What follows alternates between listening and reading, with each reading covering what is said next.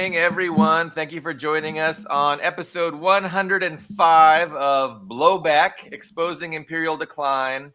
I always say morning because it is morning for me, but Ian Kummer is in a suburb in Moscow, and I'm not even going to guess the time because I always get it wrong. What time is it, Ian? It is 7 p.m.? 8, yeah, 8. 7 p.m., yes, 7 p.m. Okay. I forgot myself from it. Max Parry is our special guest from Baltimore. I believe it's noon over there. Correct. And we have Slava from Chicago, and it is 11 a.m. So it's actually still morning in Chicago. So it's morning for me and Slava, probably very few other people. And I just want to thank everyone for joining us. Thank everybody for watching. We are talking about identity politics somewhat today, and we titled our program The Abuse of Personal Identity. And so this is a big topic. It's an important topic. And we might not have agreement on everything, but I do want to have a discussion on this topic because I think it's necessary. And then I wanted to first just throw it to Slava. I know she had expressed an interest in talking about Ukrainian identity, and there's some misconceptions out there, and so I definitely wanted to hear her take. Sure, of course. I mean, in the last couple of years, Ukraine received a lot of attention for obvious reasons, right? And for a lot of Westerners, they didn't even hear about Ukraine prior to this, so they didn't know about the existence of such a country. And of course, the liberals started supporting Ukraine because, they were made to believe that Russia is this big boogeyman attacking. Like, you remember how Kamala Harris said, Russia is a big country and Ukraine is a small country, and a big country invading small. I mean, it's a total circus over there among liberals. They're just supporting whatever it is on the agenda, right? But then we got another extreme on the right. Those who are saying there is no such a thing as Ukrainian identity. It's non-existent. It's just a bunch of confused Russians, and therefore we shouldn't even have a country like Ukraine, right? So I want to clarify it to both sides, right? To those who don't understand that, yes, Ukrainians exist. There are such people. We have a different language from Russian. So on the former east and south of Ukraine, right, people have been speaking Russian for ages. And that's why when Ukraine started, not allowing them to practice their culture and speaking the Russian language, and other things were happening, right? That's when Russia stepped in to protect those people. And that's the objective of the special military operation, to defend the Russian-speaking population. So that's correct. That's all good. But then there is Western Ukraine, and that's where I'm from. I was born in Galicia region, which is right by Carpathian Mountains. And we have been always speaking Ukrainian over there. I haven't even heard Russian until I was of age 6, and my mom took me to Odessa. We went for vacation, and that was the first time I heard Russian. I didn't even understand why. I was asking my mom, what is this language? Because I wasn't used to it. Of course, later, as I was growing up, and TV programs and songs, I started listening to Russian music, watching TV, and that's how I was able to learn the Russian, because in school, we didn't have Russian language. So in Western Ukraine, nobody was teaching us Russian. Everything was always in Ukrainian. And the culture is really similar to Russian. Of course, we're all Slavic people, so it's similar. And the language is also similar. There are some debates on the language, like how much of similarity there is. Like, some people think it's just a dialect. Some people think it's like British versus American English, but no, it's more than that. Actually, Ukrainian has more similarity with Belarusian. I think it's like around 80%. Then the second place is Polish language. And then I think it's Slovakian. And only on the fourth place of similarity among languages, it is Ukrainian and Russian. I think Ukrainian and Russian share 66% of similarity, if I'm not mistaken. I've looked at this study a while ago, but I do remember that the similarity is not like 99%, right? Um, a lot of Russian people still don't understand Ukrainian. Like it's hard for them to understand it, especially for younger people who were not born during Soviet Union, because in Soviet Union people moved around, they socialized, things were quite different in Soviet Union versus now, after strict borders and this haterism that the West was trying to instill on Ukrainians, right, to hate Russians. So now the young generation Ukrainians don't speak and don't understand Russian, and then young Russians don't understand Ukrainian, which is so bad. I mean, I don't approve this. I think we should still be interested in each other's languages and cultures, and it's only going to help us, right?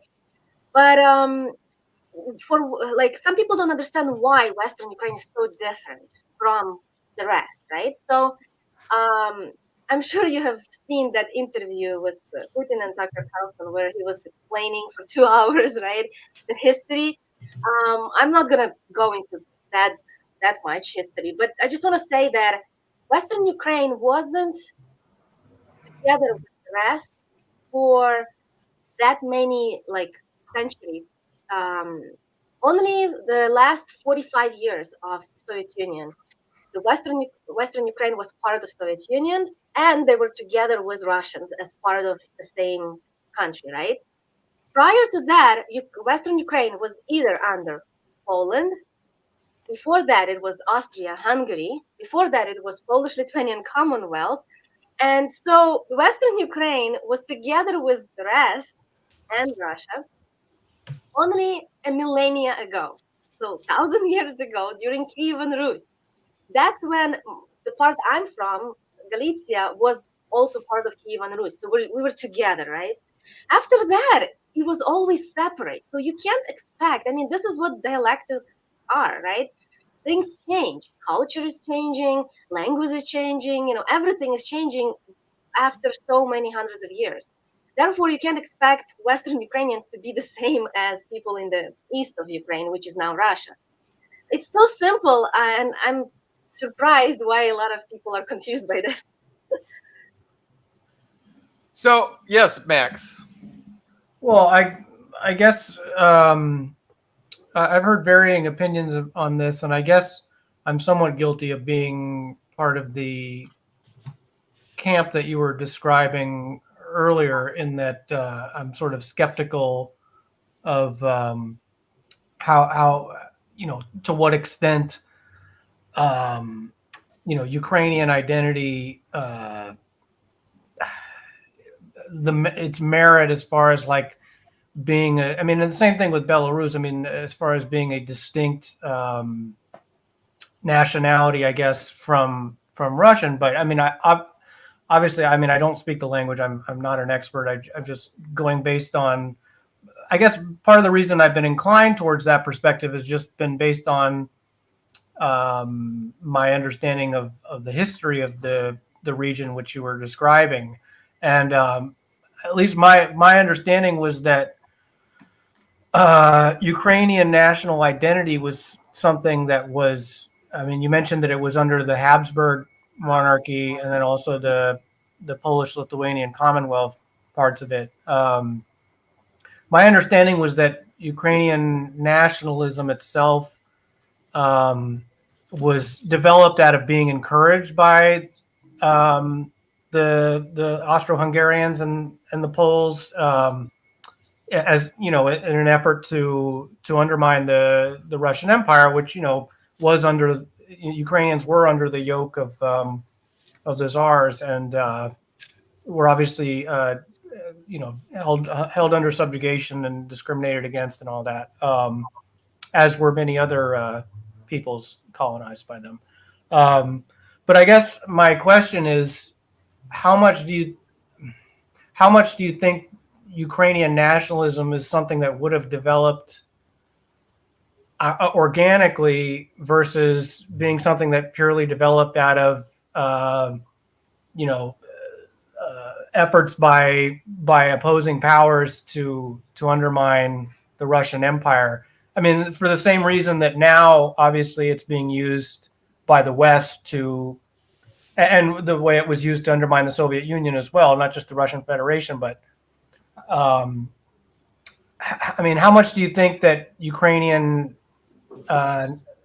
ethnic or national identity would have developed on its own versus being something that was nurtured by foreign powers to to undermine Moscow, I guess? Well, I think this is my opinion that it was developing on its own until it was co-opted by the powers.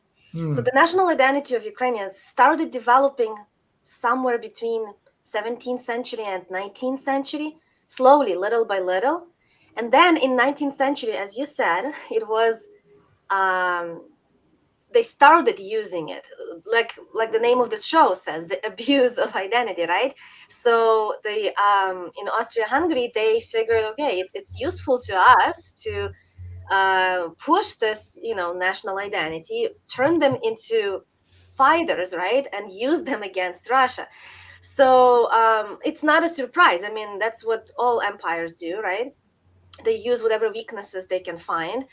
And also we have to understand that like Austria-Hungary, they were trying to, like, they were not a strong empire, so they didn't want to kind of rock the boat I think too much. That's why they allowed these nationalists to do whatever they want. And right now it looks like the Western Empire is doing exactly the same thing, right? They don't have as much power as they want us to believe they do. So that's why they need these neo-Nazis to do their betting for them, basically, right? Do their work.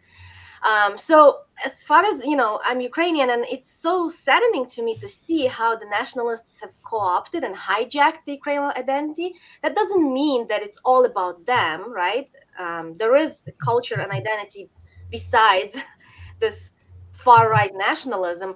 And even during Soviet Union, the national identity of Ukrainians was allowed to, like Ukrainians were allowed to have their own songs, cultural events and stuff like that. So it can exist without this going too far, right? Too far right. So that's probably my answer to that. The Soviets had an approach towards national identity, and I know we've talked about it before on this program with Max. And they defined it was. They call it a nation. They define a nation in somebody with a shared culture, a shared language, and a shared land. Yes. And Lenin was very keen to make sure that these nations within the Soviet Union didn't feel oppressed or exploited or like second-class citizens within the Soviet Union. And so he definitely cared about, he wouldn't have disagreed with you at all, Slava, right? Right, Max?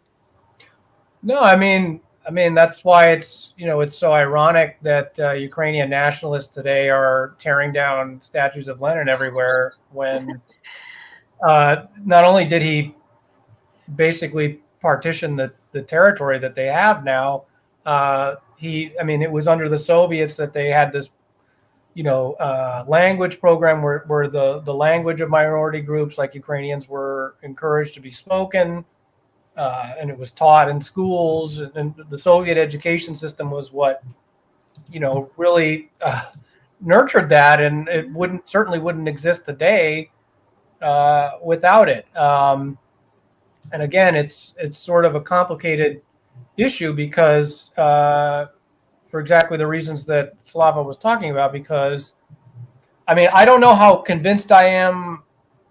Probably because I'm not Ukrainian myself, obviously. So, but I just don't know how convinced I am that Ukrainian ethnic identity, as far as like being a distinct nation state. And the same with Belarus, as I said earlier.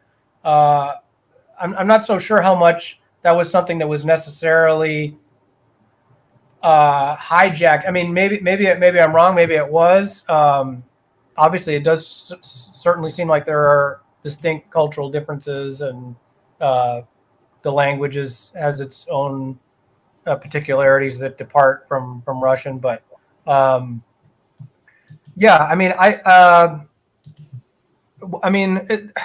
it's a very complicated question, because at what point does an identity become distinct enough to where it gets its own separate territory from a country? And I guess the Soviets sort of resolved that question by making a chamber of nationalities where all the different ethnic groups had it was ensured that there was representation for them, that their rights and were addressed individually. It's a very homogenous or heterogeneous society, with over 100, I think it's over 140 different ethnic groups comprise the USSR. Rose, as I brought up in our last podcast, the last time, not podcast, but last live stream that Slava was on, I brought up the debate between Luxemburg and Lenin, because she really forewarned about Ukrainian nationalism, that it had what she felt was like intrinsically reactionary character, and that it was developing alongside what later became European fascism. And but even apart from the far right aspects, if you look at Ukrainian nationalists now, even if they're not overtly far right, they'll talk about Ukrainian identity being distinct from Russian, where they describe themselves and their culture as being closer to Europe than Asiatic. They'll use these like, I don't know if dog whistling is the right word, but they very much view themselves as part of the West and not the East, or they might as well say the Orient. So there's an implicit, even in non or far right Ukrainian figures, they will use there's a very implicit racism even in their Ukrainian nationalism that's they want to join the European Union and things like that, that they see themselves as superior to Russians in some sort of way. So I don't know. It's all very, very complicated. I just have a lot of questions about how Ukrainian nationalism really developed, or if it ever really had a chance to develop separately from the way that it was being turned into this quasi-fascist movement to eventually carve up the former Russian Empire and be subservient to foreign powers.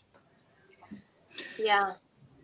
So I would say, there were some comments from several different people here, but the one I want to bring up here is the question is whether identity makes one stronger or weaker. And I want to highlight that one in particular, because I do meet different types of Russians. I will say there is, in demeanor and personality, you can tell with Southern Russians and Northern Russians, there is a little bit of a difference. They do talk a little bit differently, because I've met some people from Donetsk, from Kherson, Chernigov, but the question is having or creating a distinction, does it make a group of people stronger or weaker? And I'll bring up the USA as an example. So it's an English-speaking country. And if I drove to some small town and got out of my car and I couldn't understand anybody and nobody can understand me, well, my reaction is like, well, these people are stupid. That's literally would be my reaction, because my point is, as people become populations become more connected over time, there should be increasing in understanding, not decreasing understanding. And actually, this is like Italy. Italy did not become a state until I think it was 1864, if I remember off the top of my head, when the modern state of Italy was created. Before that, it was not one unified country. several, like 3 or 4 different regions, city states, essentially. And there were dialects that were almost impossible to understand. So I guess my question is, if there's one side of an allegedly unified country of people who cannot understand the other half of that unified country, I mean, can we really say that's a positive thing? If they're existing, because because Ukraine is supposed, as it is or as it was, isn't just Galatia. It's supposed to be all these regions. I mean, can they say it's a unified state if they don't understand each other? Exactly. Well, we have to just, I guess, set things straight. Nation and a country are completely different things. Of course. You can have a country like Russian Federation with more than 100 different nationalities, all of them having their own languages and cultures, but they all also know Russian on top of it, which makes them able to communicate with each other. And that's how it used to be in Soviet Union as well. And that's a proper approach. I would love Ukraine to be that in that way, right? Prior to this whole conflict starting, when I was growing up, I mean, I told you I went to Odessa, and they were speaking Russian and we were speaking Ukrainian, and we had a hard time understanding. My mom could understand them, of course, because she grew up under Soviet Union. She learned Russian, so she used Russian to communicate with people in Odessa, right? And then as I was growing up, I also learned Russian so I can communicate with other people living in Ukraine who speak Russian. And as long as we can live in peace, I have nothing against having different languages in the same country and different cultures. Like in Canada, there is also people speaking, in Quebec, right? Speaking different language. So it's okay. It's completely normal. It's only when it gets abused, right? That national identity, when some outside powers are starting to put hands on it to use it against people in that country, to start fights, and we have seen that in Russia as well with Chechnya, right? So it's not a new technique. They have been using it for years and years. We have to be just aware of it, and instead of denying people's right to have their own identity and culture, right? We should just tell them, yes, you can practice whatever you want, just don't use it against other people. That's all. I've got a few thoughts. Does anybody want to jump in before I start grandstanding? Yes. I guess my point about the language. So, like, if you go to Crimea, because I was in Crimea last summer, so you can see. It's kind of interesting because you can see signs and inscriptions and monuments in modern Russian, but you can also see stuff in Imperial Russian, and you can also see some stuff in classic Ukrainian. And what's interesting is you look at those Ukrainian inscriptions and the Imperial Russian inscriptions, there's almost no difference. Like, there's even less difference than between modern Russian, because I mean, there weren't even at that point. It was even the same alphabet. Those changes that happened in 1917 hadn't even been implemented yet. So I guess what I was getting at is, if there's artificial changes in a local language so that it's no longer intelligible to the neighboring regions, that is an artificial. That is an artificial. It wasn't all the West. I mean, Soviet Union had its, for good or for ill, its own Ukrainization process. But I guess at the end of the day, can we say that was actually a positive development? I think when someone is trying artificially change stuff, it's never good. It should be done organically. And I have witnessed in Ukraine how they tried to replace the Russian words, right? Those that are similar to Russian. They try to replace them with some made up words. Like right now, when I talk to my family from Ukraine, I catch myself not understanding certain words, and I'm like, "What is that?" And they tell me, "Oh, that's a new word in place of the Russian version." And to me, it's so silly. I'm like, it's not organic. It's not gonna stick, And I know in Iran they were trying to do the same thing. They were trying to get rid of Arab words from Farsi. They were trying to like purify Farsi language, and it didn't stick either, because people are going to talk the way they are used to. Young people, the kids who go to school, the way they're going to learn in school, that's what's going to remain. So it's going to, if you artificially try to do something, it'll take generations, but it's not a good thing. I don't I have a question before you say something, Billy Bob. My question is regarding, it kind of ties into what you're just saying, about even things like pronunciation. Like, I know there's a big symbolic battle over not just pronunciation, but also spelling. But like, for example, you see how now almost universally, especially since the war began, Western media almost in an obligatory fashion are now saying Kyiv instead of Kiev. So I wanted to ask you about that. I mean, as far as like, was at one time even in Western Ukraine it considered Kiev, and is that something that developed later, or is it now something that they've done recently to, make this departure from, this de-Russification, or is it just another way of ostracizing the Eastern Ukrainian population that speaks Russian? Is that the Russian pronunciation? Because my understanding is that was the Ukrainian pronunciation as well. Yeah, so the Ukrainian pronunciation was Y, Kyiv, and then the Russian is Kiev, was IE. To be honest, I could care less. Like, it doesn't matter. It's just two different ways of saying it. When I, sometimes when I'm making posts, by just because I'm so used to saying Kyiv, I say it, and then I get attacked by people saying, no, it's Kiev. And I'm like, but it doesn't matter. Who cares? It's the same city. So as a white person, I have a bias against people who have a specialness, because that's something I don't have, right? I wasn't brought up with any kind of specialness. I was hoping, I think my brother did like a genetics study, and we were hoping something cool would pop up. Maybe we're Native American or something. We were nothing. It was just like all the issues: English, Irish, Scottish, Germanish, nothing special. And so is Irish and German and Scottish not special enough for you?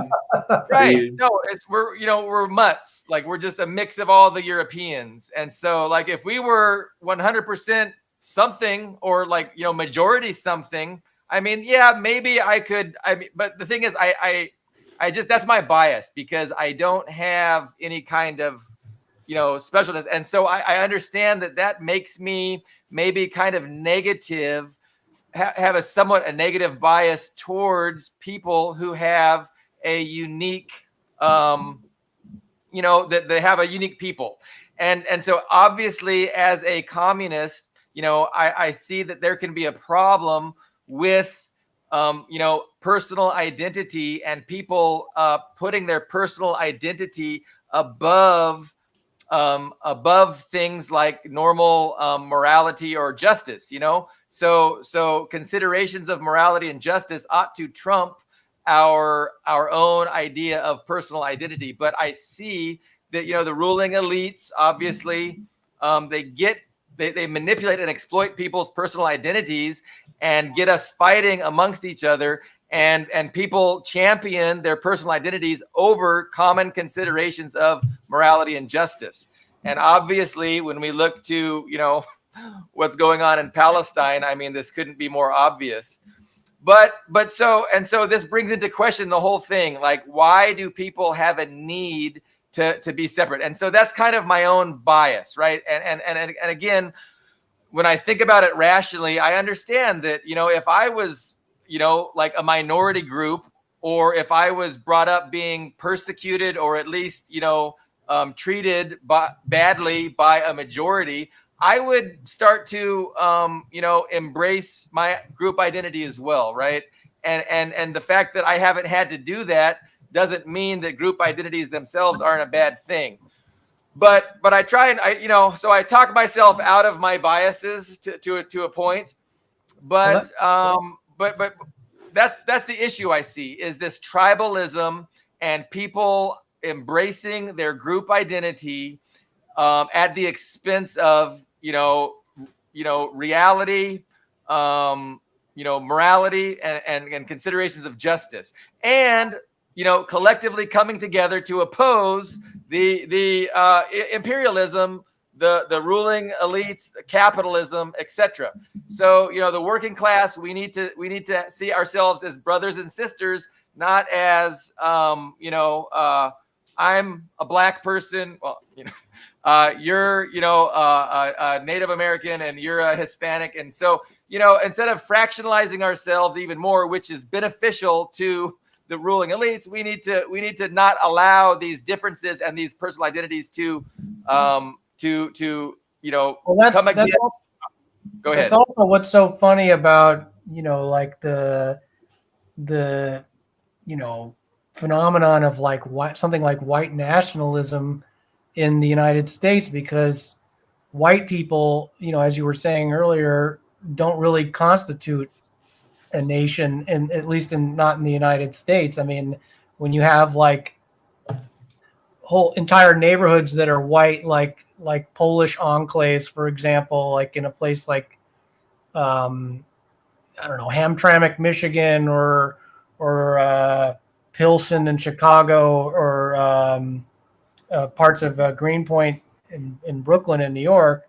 I mean, where there won't be any people that speak English and they're white, So it's just that phenomenon is really laughable to me. Like this resurgence in on like the right wing of like white nationalists, because it's clearly like a overcompensation for the fact that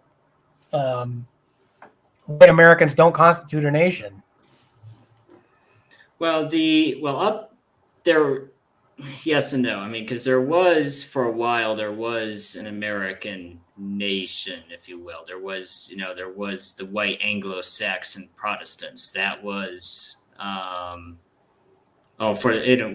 a while, it was the majority. And I wouldn't say, because you do have to accept that the USA is a colony. It started as a colony. There weren't always Anglo-Saxons in North America, obviously. Just like there weren't even Anglo-Saxons in Great Britain originally.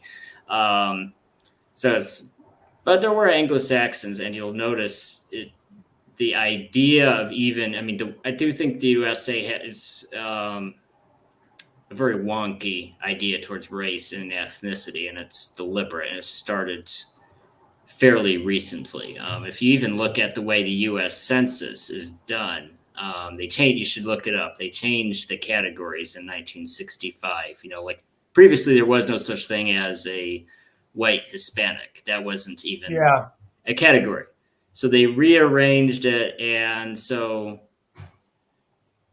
for me, and especially in the last couple of years, especially with what's going on with Russia, what's going on in Palestine, because I've noticed that they want, I kind of see that with even Billy Bob hesitating to describe himself. They tell some people you should be ashamed of your ethnic background, but then other people, they say you should be proud of it and wear it on your sleeve. And you'll notice they're very deliberate about which groups they say it's okay for you. Like if you're a Zionist, you can be the biggest white supremacist on earth if you're a Zionist. If you're a Ukrainian, or if you're a Croatian, you can wear swastikas, you can do whatever that you can say and do whatever you want because you're one of those protected groups. But if you're just like, hey, I'm proud to be, oh, God forbid if someone says he's proud to be a German. Or means, if you're Irish, you like Hitler, Or if you're Irish and you talk about like Irish indentured servitude and like that took place in the United States in the past, and compare it to like what blacks were subjected to when they were brought over as slaves. If you even start to comparing it to that, you get accused of dog whistling and racism, even though it's like a historical fact. They call it Howard King wrote about people's history in the United States. Yeah, I never understood this when people say I'm proud to be something. Like, that's, I think, you can love your people, and there's nothing wrong with patriotism of loving, wanting better for your country, right? For people who live in your country, regardless of what nationality they are. That's, I think, it's a correct approach. When you want good for your people, they can be of different races, different nationalities, but you love them all. But when you're saying, oh, I only love Ukrainians, or I love my nationality, right? That's nationalism, and that's when it becomes a problem, when you separate people, divide them. So I'm against nationalism, but pro-patriotism. I guess it becomes an issue, patriotism and nationalism. I mean, they're related, but not quite the same thing. Because as you said, nations and states aren't the same thing. Mm-hmm. I think it becomes I mean, the way I would define it is it becomes a problem when your pride in your group turns into thinking it's superior to other groups. If you start thinking it's superior to other groups, that turns into actually hating other groups, and it's a slippery slope. Yeah. So just thinking you're superior in of itself doesn't automatically cause harm, but it's a gateway drug into ideas that do cause harm if they're acted upon. So that's my. So what is the best approach? I heard, I was watching some podcast yesterday on YouTube, and they were describing it as, like the communist approach was internationalism, and that is as opposed to. I never said the word slavery, thus, James. I never said the word slavery. I said indentured servitude. Thank you very much. So I'm making a distinction. Yeah. Don't worry. Max is not just responding to the voices in his head. If anybody was Well, yeah, that's why I had to display that comment so people wouldn't think we were crazy talking to ourselves. Right. But, I mean, I am crazy, but not for that reason. Internationalism is when, everybody is a distinct nation, and no nation is better than the other. And they all, we all, exist celebrating our differences, but no one is better than the other. Whereas nationalism is kind of, we're better than everyone else. And then of course, globalism is where there's no distinctions, right? It's just all just one thing. So the communist approach of the Soviet Union was to promote internationalism. But I don't know. Can anybody elaborate better on that? I mean, it was just something that I was listening to last night. I think. Yeah. Go ahead, Slaa. I've been talking for a while. I was just trying to say that yes, they were internationalists in the meaning that they will support workers of other countries against the ruling class. That's true, but they were also patriotic. Meaning they'll do everything they can to protect the borders, the security, the sovereignty of their country. So you can be a patriot and internationalist at the same time. Yeah, no, let's talk about patriotism, because I think that that's an important topic. And I know a lot of self-identified leftists and self-identified communists, and maybe even some Marxist-Leninists, self-identified, do not like the word patriotism, and they oppose patriotism. And I know, the American Communist Party embraces that. And we say, hey, we are true patriots. We are the real patriots, the conservatives that kind of enjoy that kind of branding, the ultra nationalist, Republican voter kind of people that, are all the flag wavers. I call them the flag wavers, the mindless flag wavers. They're not real patriots, because if they were real patriots, they would really care about their fellow, the masses, the working class people. I don't think it's just a matter of branding. I mean, I don't want to speak for the American Communist Party because I'm not a member, but as far as and I'm not even sure I necessarily consider myself a patriotic socialist, but I don't see anything wrong with the concept, because I think it's more than just branding. I think it's more about recognizing or sending a message to the American working class that they are not to blame for the crimes of empire, and that the average American is not responsible necessarily for all the the subjugation of the world under the yoke of American imperialism. I mean, and they're not necessarily to blame for the fact that the United States was founded on genocide of the Native Americans and the enslavement of blacks as well. So I think it's more about making that distinction, and that because if the left has really, the Western left has, and in the United States has really, taken on this strategy that I think, pretty predictably has alienated, the working class over the last several decades with, its tactics, which are, really sort of vilify and suggest the complicity of ordinary people in the crimes of empire. I'm not trying to absolve. I mean, of course, Americans are, somewhat to blame, but I think that it's more about raising class consciousness and recognizing that socialism is not the enemy of everyday working people in the United States. We can make a distinction between the ruling class and the ordinary Americans. I think it's more than just branding. I think it's because obviously, like, this strategy of, like, I mean, it's very different when people in the global South, or like in Iran, for example, burn an American flag versus protesters here. I think it's a very bad strategy because it just further alienates, everyday ordinary Americans, and it becomes very easy to demonize the left, and it's very successful. I agree as far as a strategy. I don't have any problem with it, the act, but as a strategy, it might not be helpful. But if you want the left to just be this exclusive social club for you and your educated friends, then yeah, congratulations. It's been doing that for decades. Yeah, and they haven't achieved anything in decades also. Yeah. They just polarize themselves from the conservatives. And I agree with you, Mark, 100%. It's just this, we all used to having patriotism being associated with military, right, with army, and with the flag, of course, and what the army has been doing, attacking other countries, waging wars. So that's not patriotism. That's imperialism. We can't. And the Soviets also did not do this. What really pisses me off is when you see self-professed communists acting like this is something that the Bolsheviks did in Russia. That is not true. I mean, Lenin even had a book about, or a pamphlet about, on the pride of great Russians, I believe it was called.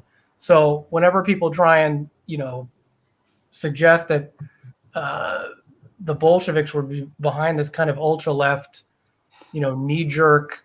I mean, there's a difference between ultra nationalism and nationalism, or what a distinction between patriotism and what Michael Parenti calls super patriotism. There's a big distinction there, but unfortunately, nationalism just inherently has become this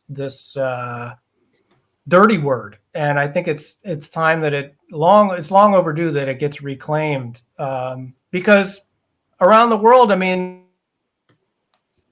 especially throughout the global South, that's a foreign concept to them. I mean, there was even a famous quote from Leila Khalid talking about how she didn't understand. She was very confused by her interactions with Western leftists because so much of the Palestinian struggle is about nationalism and national pride. That's all they have. They're hanging on to it in the face of Zionism. And so her interactions with Western leftists were very confused because they were even suggesting that Palestinian nationalism was somehow reactionary, because the whole concept of nationalism to these kinds of ultra leftists is there's no room for distinction at all. I would say the internet. When I see communists talking about internationalism, it seems like, because earlier I mentioned the USA has a very deliberately distorted view of race and ethnicity, and I think that's infected even the people who claim. And it's kind of interesting. You see even people who claim to be against the system repeating the parameters that were established by that system. So it's like you're trying to rebel against the system within the parameters established by that system, which is entirely self-defeating. So I think that's what's happened with internationalism. So, and you see how that's repeated. It's just like, any kind of nationalism is bad. We're just a giant happy family. I mean, that's a great sentiment. It would be nice if there were no borders and everybody could just travel and work and live and do what they wanted, but we're not sorry, we're not there yet. They do make it the distinction between the nationalism of the oppressing nations and the nationalism of the oppressed nations, and that's a fair distinction to make. Well, that's my thing too. I've brought that up before. I don't even like I'll see people say that, like, Russia is good and the USA is bad because America is an oppressor nation and Russia is an oppressed nation, China is an oppressed nation. It's like, I don't even like that distinction. It's kind of borderline racial determinism. I mean, it is, if you think about it, because yes, you literally had the Russian Empire. I mean, China was imperialist for many centuries before they had that century of humiliation where they just got put on the back foot for 100 years. I mean, but that doesn't mean that a certain group of people is inherently bad and a different set of people are inherently good. And that's really kind of the thinking trap, this whole. Yeah, it's a really defeatist attitude towards, the idea of anything ever being able to change politically in the United States, even though Marx, when he was writing, he considered the United States the ideal place for a socialist revolution because of its heterogeneous makeup. That was one of the reasons he cited.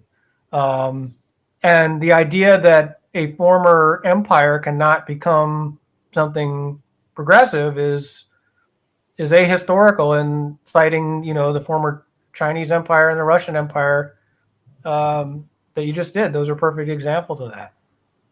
Well, on this point here, the global South has developed more stratified societies. And that is absolutely true. So and that's another reason just because a country just does not have because there is a matter of physical power involved. You can't be an empire if you're not strong enough to build an empire. But that doesn't mean that culture is good and pure and not stratified. I mean, you can go to India, like India is the classic example, but there's other examples. It's, if you go internally, they're not oppressing a different group of people outside their borders necessarily, but you'll see how stratified. And those stratifications aren't just, oh, you're a potter and I'm a writer, so I'm better than you. They're often along very stratified ethnic divisions too. And that's part of the reason why, those societies really shun intermarriage, because it's an ethnic basis for it. This group is darker, has a different facial structure, so they're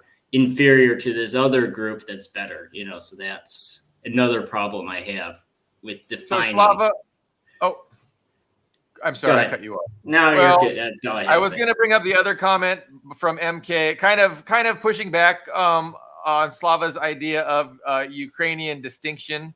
And she asks, is there anything to the modern Ukrainian identity apart from we aren't Russians? There is indeed an identity, but no one appreciates it more than Russians do, like you'd appreciate a part of your body. So I don't know if there's anything there it sounds like she's asking for some clarification, or she doesn't quite agree with. So the language is not enough?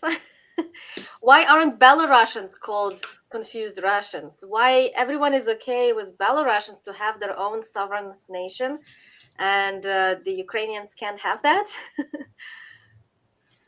Let's be fair, Well, Belarusians, you can ask even, Russians, what do you think of Belarusians? And they'll say, well, they're more, they'll list off things they like about them. It's funny. I've never heard a Russian say anything negative about Belarusians.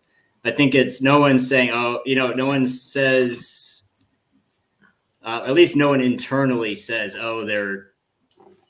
I think this is what she's probably getting at. No one says, oh, they're completely separate either.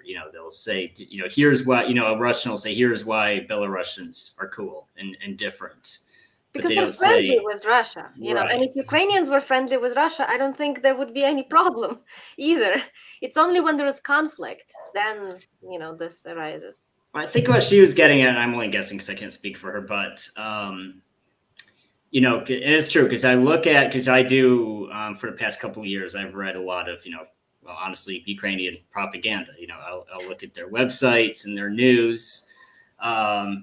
I think there is something to that statement. It's not denying that there's a Ukrainian identity, but when you listen to Ukrainian mouthpieces themselves, it's never about why Ukraine is good. It's always about why Russia is bad. Ukraine is it's like if you go on a date with someone, let's say you sit down to dinner and all that person does is complain about their ex, right? The entire 2-hour conversation is about how much they hate their ex. That's what it sounds like. It's like so if you see an individual person who's built their whole identity around disliking this other person that they were married to or is a sibling to, they say that's mental illness, literally. Like you need therapy, you need to separate yourself and have a more healthy attitude. So I think that's probably not saying that's necessarily applies here, but it is true. You see Ukrainian nationalists, all they do is talk about Russia. It's like rent free in their heads 24/7, if that makes sense.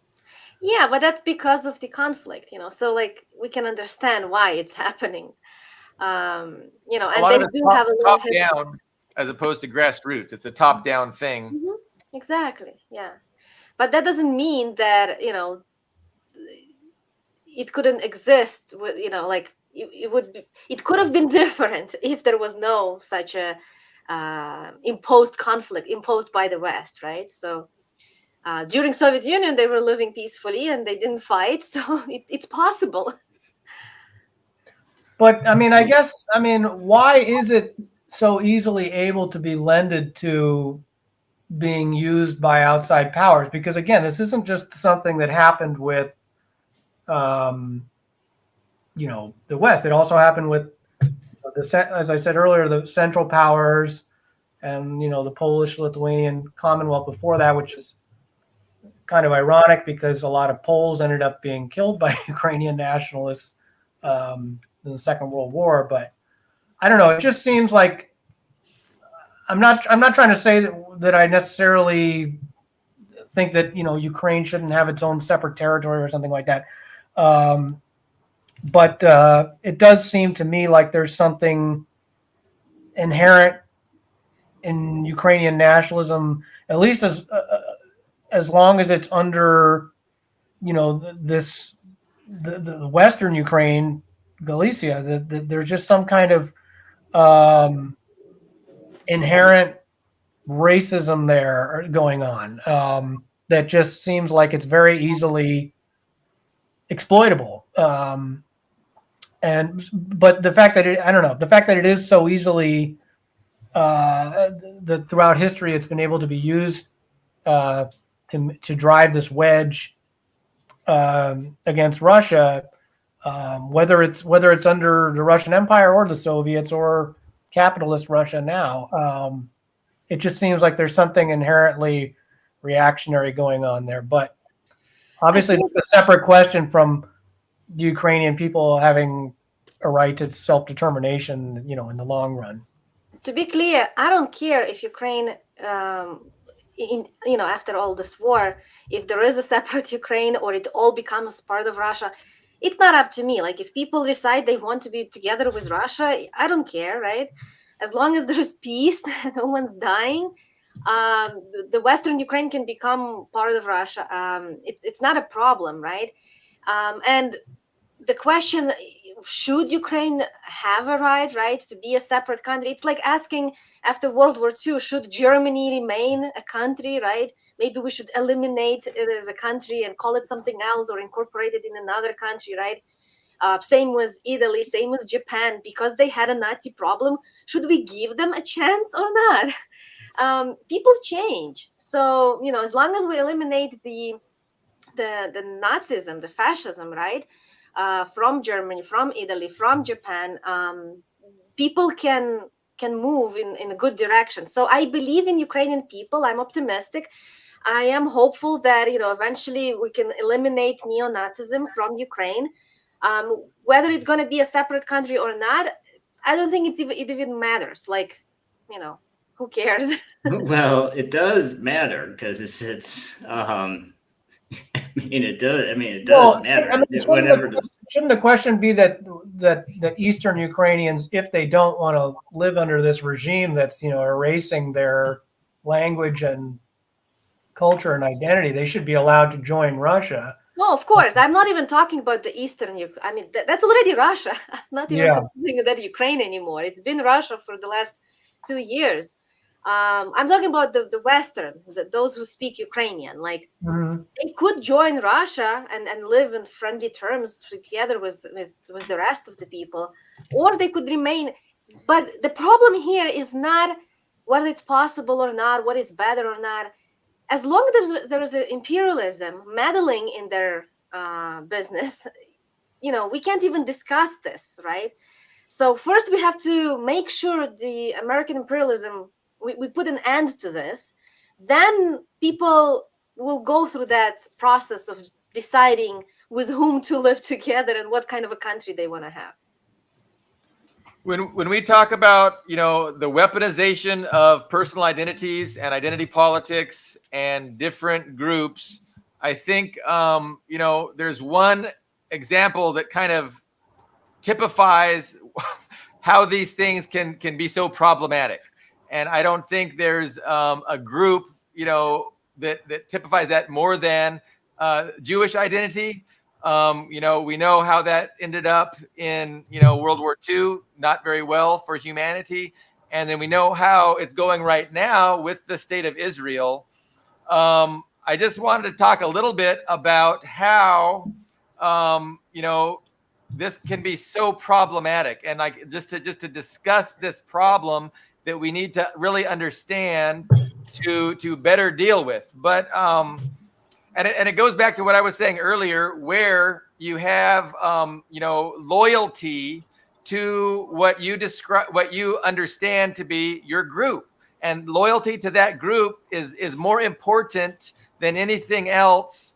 And so it kind of reminds me of was it Haim Saban? He's a mogul, but he said, I'm a one issue guy, and my issue is Israel. That's what he allegedly has said.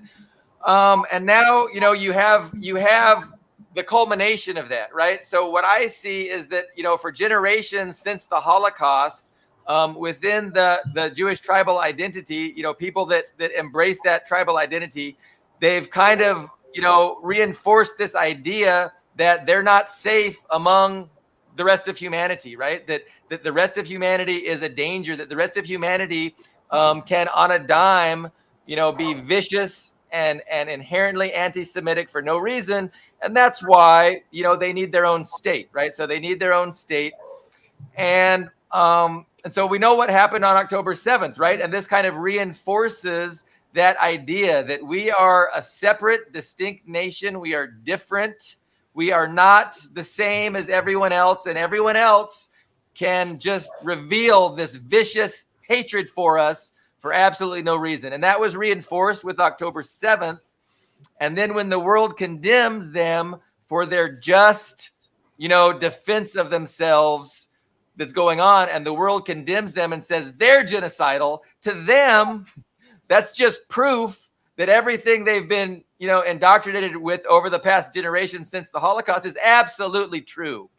And so we've really gotten ourselves to a crazy place where, you have people that are embracing this particular, tribe or tribalism, this particular group as their identity.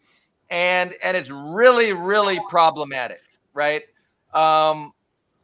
I don't know what the answer is, except that hopefully after successive generations, we can move away from where we are now. But it's really at a bad place where they see that, you know, the accusations that they shouldn't be able to, you know, rape Palestinian prisoners is proof of the inherent anti-Semitism of non-Jews. And then if we want to talk about, you know, how is this group identity defined, right? It's a whole nother can of worms, because it's not religiously defined, because most of the people in Israel aren't religious. You know, I would argue that it's not a genetic thing, because there's groups, there's Jews of all kinds of, you know, Persian, Arabs, Eastern European, Ethiopian, Mexican, like the They're president. not a nation. It's Right. as simple as that.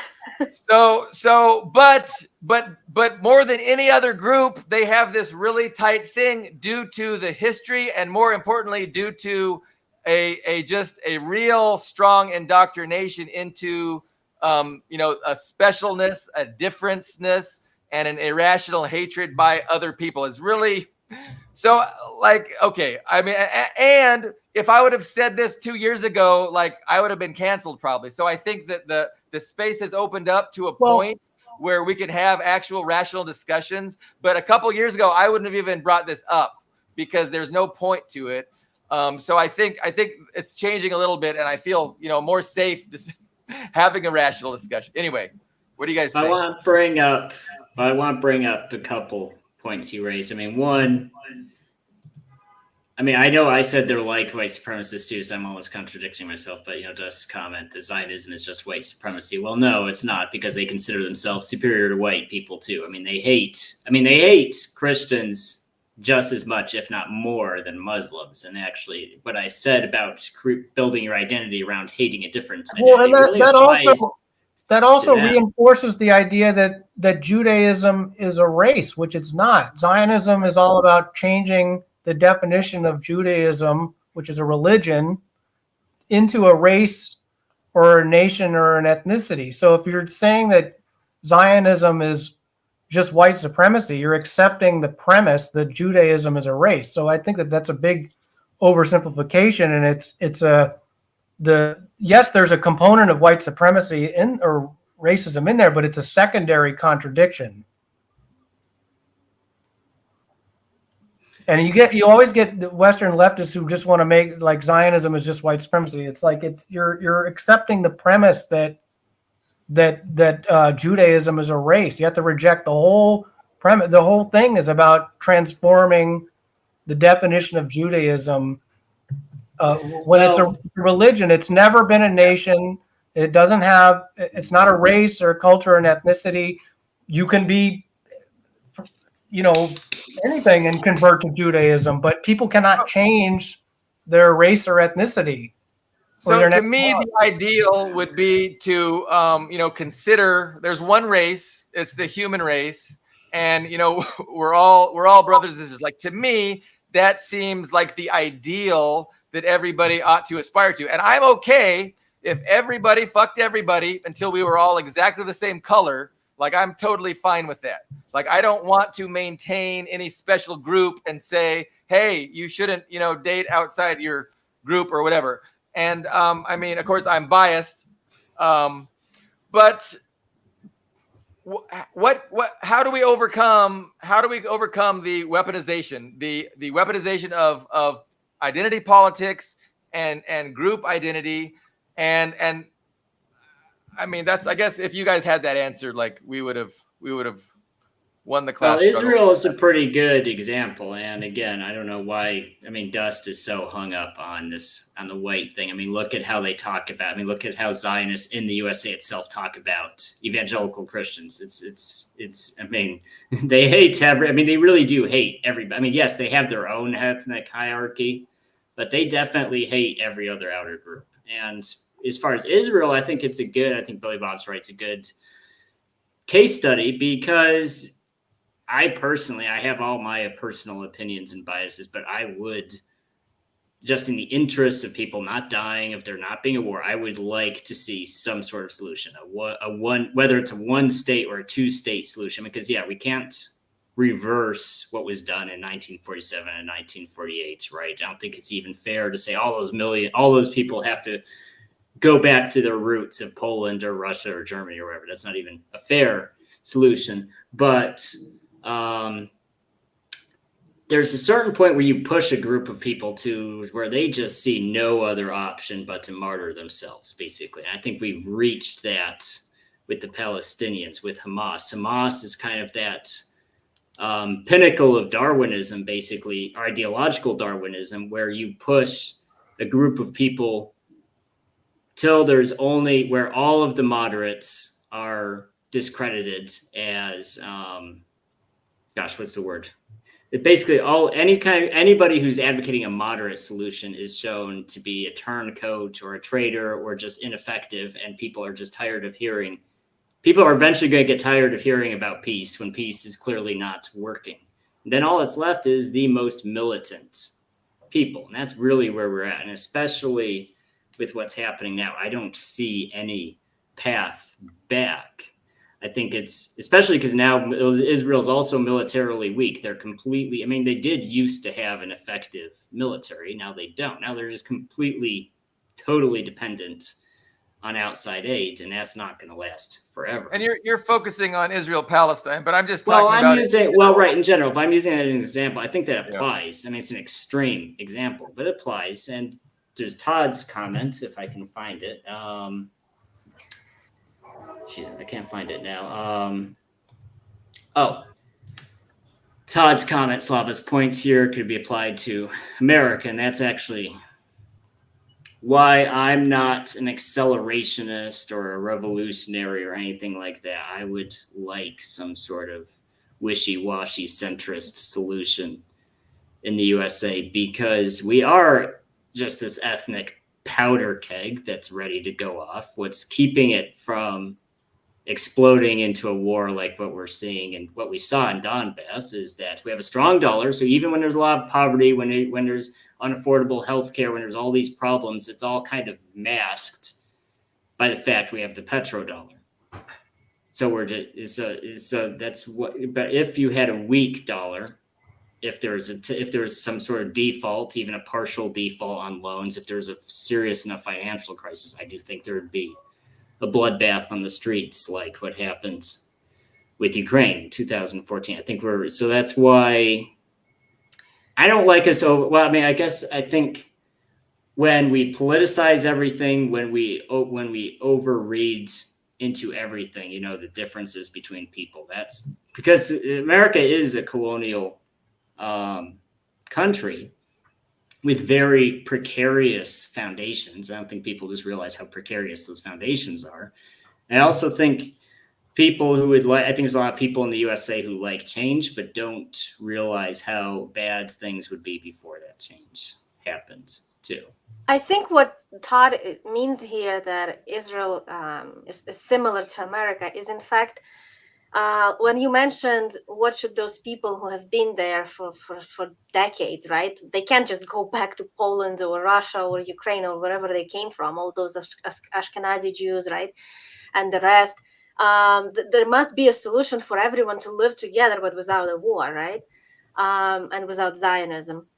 So same thing in America. There's lots of ultra leftists here who are advocating for, they're like, they focus their attention so much on the colonial past of America, and basically they just white guilting everyone, right? Everyone who's not of native descent or not Black Americans, they're guilty, and therefore what's their solution? Like, what do they expect? They want us all to move out of America and just leave the natives? How is that a solution? Or ethnically cleanse over 325 million people. I mean, and first of all, if you even look at who's funding things like the land back movement, Jeff Bezos. Is Jeff Bezos. I mean, you get all this like absurd,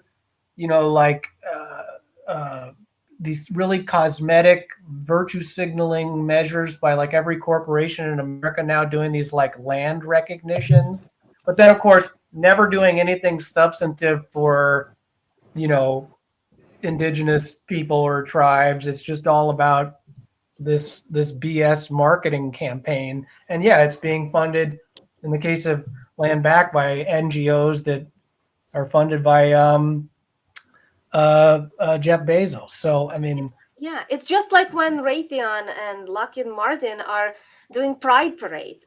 They're pandering, like it doesn't cost them anything. It's not a real change. It's just sloganeering and just pretending that they care. In reality, they don't. And I'm sure you're familiar with the DNC convention right now happening in my city in Chicago, and the March on DNC as well is happening. Thousands of people have arrived and they're protesting. And the protest is the weirdest of them all. I've never seen anything like that. It's like pro-Palestine, which is great, awesome. I've been to pro-Palestine demonstrations myself. I'm all for it. I mean, what else we can do as if not protesting against genocide? But they have joined. They mixed all kinds of weird stuff into it: pro-abortion, LGBTQ, and all that kind of stuff, right? And they're trying to make it about themselves, not about Palestinians. I don't like that. Especially, I don't either. Like they yesterday I saw a video of some ladies dressing up as abortion pills and walking down the street.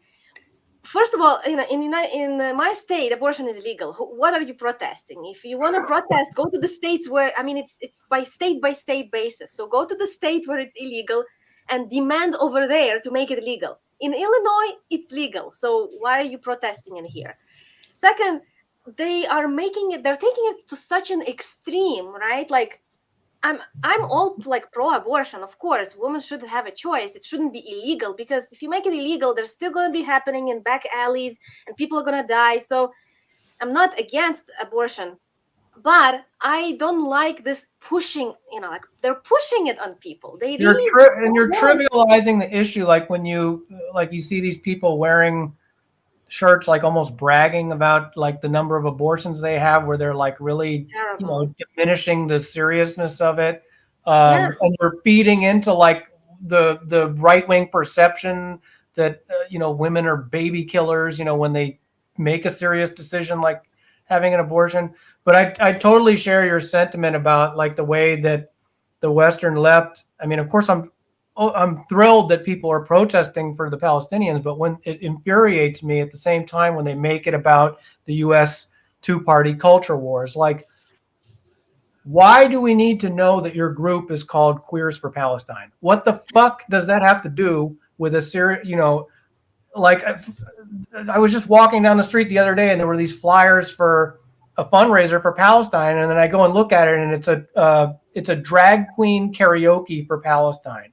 It's like, really? You can't raise money for this cause any other way without making it about your fucking lifestyle and identity? Everything has to be about that? Even, a global conflict that has nothing to do with it? I mean, the Western left is just such a fucking embarrassment. I mean, it's...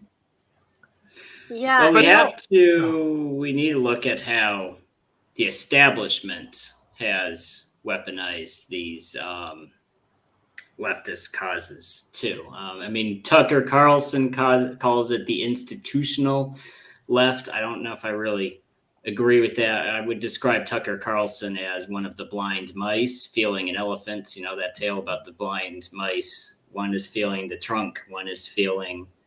even a blind squirrel gathers some nuts, Right. But what I'm saying is that, the weaponized LGBT cause is, I think it's completely accurate to say that since Obama took office and since then, LGBT has been an agenda of the State Department up to and including wars. Like every American war since 2008 has been, at least in part, to forcefully push LGBT on that population. It is a form. I know there's pro-LGBT. You have to, I think we do need to separate the ideology from the people. There's nothing wrong with, love who you love, but we have to look at the ideology and realize that, the USA uses that. They just, it's literally you send your army, you conquer a country and say, now you are gay. It's a form of conquest, literally. I mean, it's no different than conquering the neighboring tribe and castrating the boys. I mean, it is in fact no difference. It seems there could be, I mean, it seems there is an overt strategy by the ruling establishment to, to use these wedge issues that do not threaten the ruling class at all, right? The ruling class doesn't care how many people identify as gay. That they don't have, it doesn't affect their material interests. But what it does do, it can, divide the working class. And of course, I think the working class ought to evolve and progress, and it should not be homophobic. It should not be, transphobic, et cetera, et cetera. But that can be true, while at the same time, we can understand that the ruling class is pushing these divisive issues specifically to make the left unpalatable to a large segment of the working class. And so that's definitely an agenda that you can see play out. And so the question is, like, how do we not let them divide us amongst ourselves? And so, when I see Dust, obviously, he has, it's like we're being separated. Like, they're dividing us with Dust James, and I consider Dust James a comrade, but it's very difficult to work through these issues and come to, agreement and understanding and, progress and unity, really. And that's the whole point. And these are complicated issues. They're divisive issues. And so we just have to approach them with thoughtfulness and tolerance and respect for other points of view. But we need to really appreciate, the whole purpose of these issues being shoved down our throat in a very overt way is because of its divisiveness. I don't know if that. I think we're not. I don't think that's actually addressing the problem, because it's not pandering. Because an example of pandering he's not is talking saying, about the voice in his head. It's actually a comment, right? Well, I mean, and also what you said too, because I wouldn't describe it as pandering, because pandering is if there's a girl or a boy that you like, and that person says they like a sports team, and you're like, yeah, I like that sports team too. Oh, yeah, I like baseball, even if you don't and don't know anything. That's an example of pandering. What's happening here is they're actually incorporating those ideas into the establishment belief system, if you will, into the hegemonic structure. That's different than motivation. What's the motivation? Well, I mean, there's probably several. I mean, we do have to look at the elephant in the room that America is probably the single most liberal, or at least in the top 3 most liberal countries in the world. So all of America's enemies are more conservative. So if you want to weaken and break down a conservative country, what do? You say all of their beliefs about family and about traditional values, say all of that is bad and illegitimate. And you create an ideology that's very appealing to young people. So young, teenagers and, young adults in that country will say, wow, my parents are kind of, my grandma's kind of bigoted. She doesn't like gay people, and so that is very appealing to those younger people that go out and do protests, that do maiden style revolutions. It's very appealing. So it's a great weapon to use. And I think that, the ruling class has enemies, and they're not just external enemies. So they also have internal enemies. And so they're motivated to divide the internal enemy, the masses, along these lines. It works domestically too. Yes, absolutely.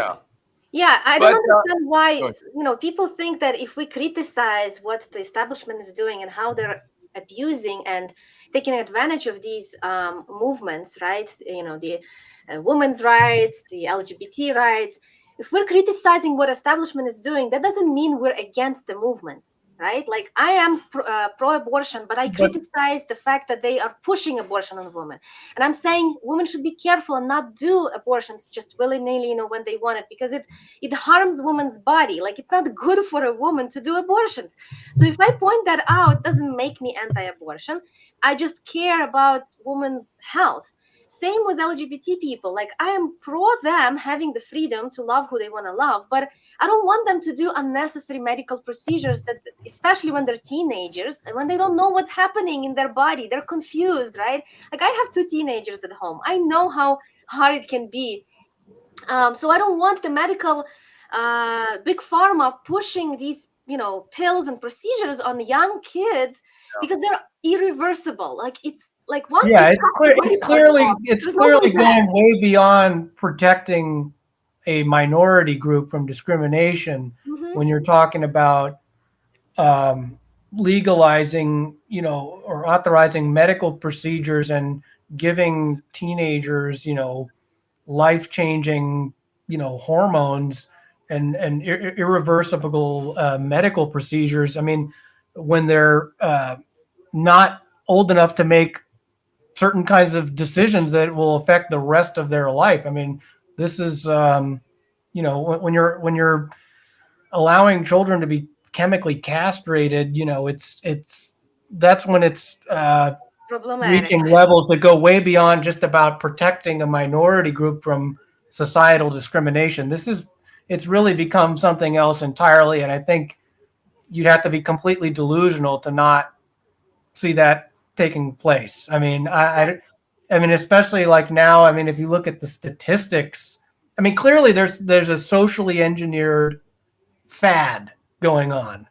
I mean, the statistics don't even make sense. Like when you see, like, it's something like now, like especially with Generation Z, it's like 1 in every 4 or 5 It's people like now.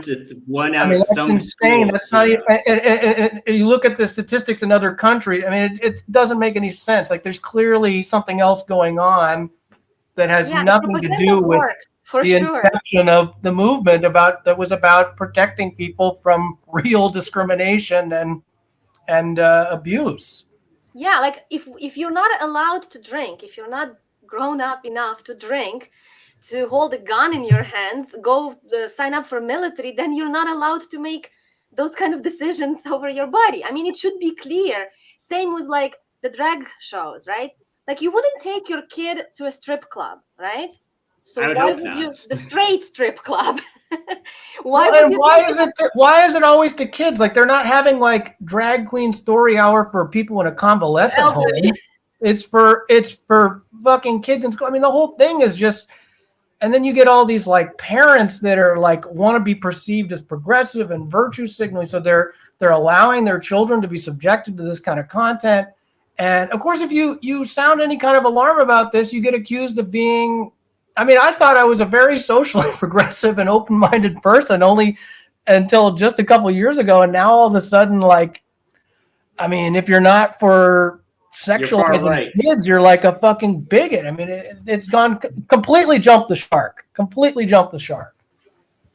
Yeah, yeah. I've been called fascist for defending the kids and women's right to, like, I'm advocating for for us to do everything we can so women can afford having children instead of resorting to abortions, right? Like, we need to create economic stability, right, and work in that direction, not just kill the babies all the time, right? I mean, if everyone thought like that when we were evolving, we wouldn't make it as a species. So we should be pro-growth, not degrowth, So, Well, that's Dust, another topic. There's a real like almost anti-human, yeah. Malthusian Yeah. kind of agenda going on here at the heart of this. I mean, it's And it's the very other disturbing angle, to me. the other angle was the exploitative angle by big pharma. Like they're going to make a lot of money selling these drugs to prisons, to children and parents. Dust brings up the point that we're spending too much time. Like this is not a big issue; it's a manufactured issue. The instances of underage gender affirmation are rare. That might be a fair point, and perhaps we're talking about it and it's just such a small thing that it really we're kind of wasting time. I don't think it's rare. I mean, No, my I mean kids it come was. home It from was. It was.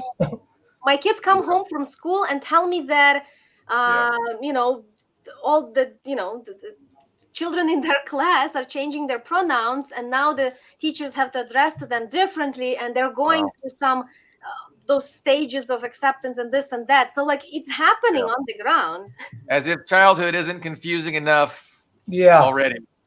I mean, I think if I had had the ability to make, life altering decisions like that when I was a teenager. I mean, I never had anything like gender dysphoria or anything like that, but it's like the same thing of like, should we start letting like 7 and 8 year olds get tattoos and stuff like that? I mean, it's like, you don't know who you are yet. You're not fully, and just because the other thing now is like the encouragement, like when a child just even has, confusion or questions about or is a tomboy or something like that. The automatic next step is they're already being nudged in that direction, and they're not being allowed to develop organically. What if the kid says he identifies as a pirate? We have to get this guy out. Yeah. I would say it boils down to, because we did spend a lot of time talking about it, but I would say it does boil down to, there are these issues. There's these issues of sex and bisexual and homosexual people. There's all these different issues, or even stuff like feminism and abortion rights. The problem is that in the U.S.-centric world, these ideas were introduced to us in a very distorted and problematic way. So like abortion rights were pioneered in the USA by Margaret Sanger, who was a hardcore eugenicist, right? And she was very open about it. She pushed abortion because she wanted certain races of people to have fewer children, right? Or our conceptions back in the 1950s, our conceptions of sex and gender were basically invented by Dr. John Money, who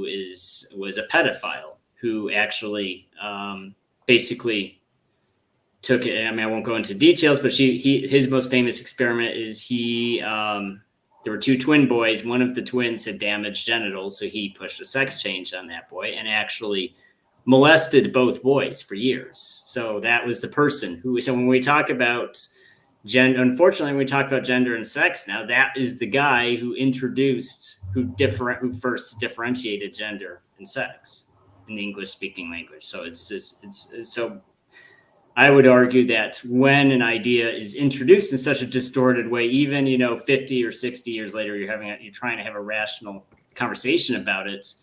Both the people in favor of it and the people against it are working in these, like I mentioned earlier, in these parameters, but that were set by an extremely sick person. I'm not that familiar with him. Are you saying that he was one of the first people to say that gender is entirely a social construct? Right. Yes. Is this the Johns Hopkins guy? John Money. You can Google him. John Money. Yeah, I think because I live right by Johns Hopkins University. I think that I don't think it's the same person. It's John No, Money. I mean he taught there, or he was of that institution. Maybe he did. I don't remember. I honestly don't remember which hospital he was in. But yes. But before that, sex and gender were used synonymously. No one, like if you went to a village in the 19th century and you asked a random person, what is sex? He could tell you also man or woman. What is gender? You'd say, well, he'd just say, I don't know what that word is. Yeah, well, that's how it was when I was growing up too, and I'm not even that old. Yeah, I mean, it was 1950s is the earliest it started getting introduced to the English language that way. But yeah. As even feminism, it was introduced. It really, it dates back earlier than that, but in World War I is really when feminism became a major political force in the Western world. And the reason why is because they wanted to weaken communist movements and weaken the anti-war movement. And so there's something called the White Feather movement in England and Britain. Who are very often feminists, they get these young, attractive women to go up, and they would look for military-age men. And this was back before they instituted the draft. So these were just men who were just sitting out the war. So they would find these men and then put a white feather in his coat and call him a coward for not going to go die in France for the crown. And that's because big business needed the war to keep going, and feminists wanted more recognition. So it was just kind of a deal with the devil. So these early first generation feminists made an alliance with big business, and unfortunately, that distorted the Western conversation about gender, about women's rights, ever since. So So we're talking about the cynical exploitation and manipulation of ideas and personal identities. And for me, the biggest problem is that there's an overt effort to identify communism with, transgender bathrooms and, men competing against women. And that's kind of being pushed on people as what Biological men breaking the noses of women at the Olympics and erasing women's sports. So, You mean I want to bring up people can have opinions on all of these, and I'm fine with people, I'm fine with a wide diversity of opinions on all these issues, right? But it just has nothing to do with communism. Like they're not the same. And so that's the problem. And that's what I see as the effort to tie these very extreme and divisive issues to this other idea that they find threatening. And you see that a lot. Like they're always doing this when they manipulate and exploit ideas. I mean, that's what they're doing. And they're really good at it. And it's all divisive. It's all to make sure that unity is not achieved. Well, here's a good example. So like changing tables in men's restrooms, right? It's a great idea because, it's true that traditional society did stereotype people too much and just assumed there's no such thing as a single dad. Or that even if you're not single, maybe the baby is just for whatever reason with the father that day, it's just it's a common sense thing to put. Well, I'll get to that one too, but changing tables, but you can't even have a rational conversation about restrooms now without all these identity politics getting put into it. And like you mentioned, family restrooms. I remember when I was a kid, like tons of places would just have family restrooms, and that's what they were called. And I remember because I was in the military, so I was in North Carolina. Then I flew home to California, and I'd left California for a few years. So I came back, it was like 2010 or something like that. And we went to it was like a strip mall, and the family bathrooms, because I knew because the layout was the same, but the family bathrooms are now called I don't even remember what they called it all gender bathrooms or something like that. They're like all around. So it's like it's literally the same thing. That bathroom had always existed, and it was always open to anyone. But they just gave it a different label. So to show how inclusive they are, even though it's the same thing. And that's the kind of labeling. That's the manipulation and cynical exploitation of these ideas to promote things, and they do it under the guise of tolerance and humanity, but their real motives are different. It's about being divisive and destroying the chance for good ideas like communism to really proliferate. That's what their effort is. So an hour and 33 minutes. It's a very good discussion. I think we did very well covering all kinds of angles, and we had a lot of disagreement, which is great.